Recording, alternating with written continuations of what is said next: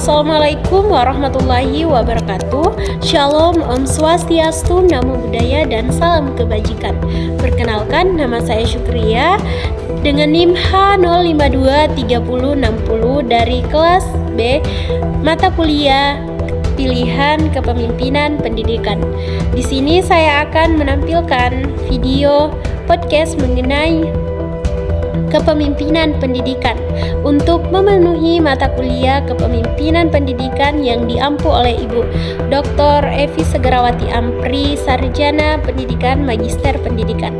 Berikut video podcast yang telah saya buat. Gen Z lahir dan tumbuh bersama internet, punya cara belajar dan berinteraksi yang jauh berbeda. Pertanyaannya, apakah sistem pendidikan kita sudah siap menyambut mereka? Jawabannya ada pada podcast berikut ini.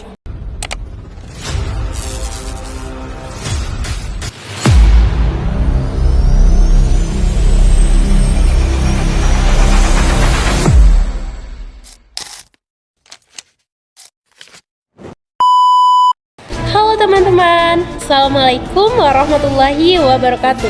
Selamat datang kembali di Suara Pemimpin, mini series yang membawa Anda mendengarkan langsung visi dan insight dari para penggerak bangsa. Hari ini kita akan membahas tantangan sekaligus peluang terbesar dalam dunia pendidikan, yaitu mempersiapkan Gen Z.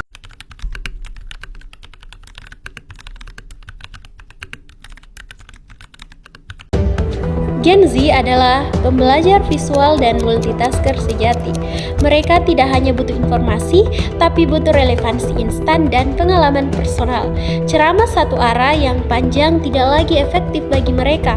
Mereka menuntut kolaborasi, feedback cepat, dan yang paling penting, pendidikan yang mengarah langsung ke keterampilan dunia nyata. Contohnya soft skill dan hard skill yang aplikatif. Tepat sekali, kita harus beralih dari apa yang mereka tahu menjadi apa yang harus mereka bisa lakukan. Nah, baik, 3 pilar utama yang perlu dirombak atau diperkuat untuk pendidikan Gen Z. Nah, di antaranya yaitu yang pertama, personalisasi pembelajaran. Kita tidak bisa lagi menggunakan kurikulum one size fits all. Teknologi AI dan data harus dimanfaatkan untuk memahami minat, kecepatan, dan gaya belajar unik setiap siswa. Pendidikan juga harus lebih adaptif. Nah, yang kedua, keterampilan abad ke-21 yang holistik. Fokus bukan hanya pada IPA atau IPS, tapi pada literasi digital, critical thinking, dan emotional intelligence. Gen Z akan bekerja di pekerjaan yang belum ada, jadi mereka harus punya fondasi yang adaptabilitas yang kuat. Nah, yang ketiga ada peran guru sebagai fasilitator. Guru tidak lagi menjadi gudang ilmu, tapi mentor dan fasilitator. Tugas guru adalah membantu siswa menjelajahi, menghubungkan, dan memecahkan masalah. Guru perlu skill di bidang teknologi dan coaching. Nah, baik, ini merupakan tantangan yang sangat besar. Solusi yang dapat dilakukan yang pertama yaitu literasi digital kritis. Siswa harus diajarkan tidak hanya cara menggunakan teknologi, tapi cara memverifikasi informasi anti hoax dan cara menjaga etika digital. Yang kedua, pembelajaran blended.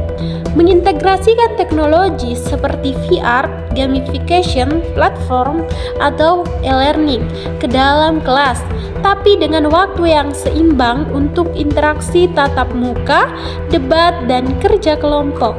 Teknologi harus menjadi bumbu, bukan hidangan utama. Nah, baik, pesan saya untuk orang tua dan guru ialah berhentilah mengajar dengan cara yang kita diajarkan pada masa lalu. Jadilah pendengar dan rekan belajar. Dunia berubah begitu cepat, mari kita eksplorasi bersama-sama. Nah, pesan saya kepada Gen Z adalah Generasi yang paling terhubung, gunakan koneksi itu untuk menciptakan, bukan hanya mengonsumsi. Pendidikan terbaik Anda ada di tangan Anda sendiri. Ambil kendali dan jangan hanya mencari pekerjaan, tapi ciptakanlah dampaknya. Terima kasih.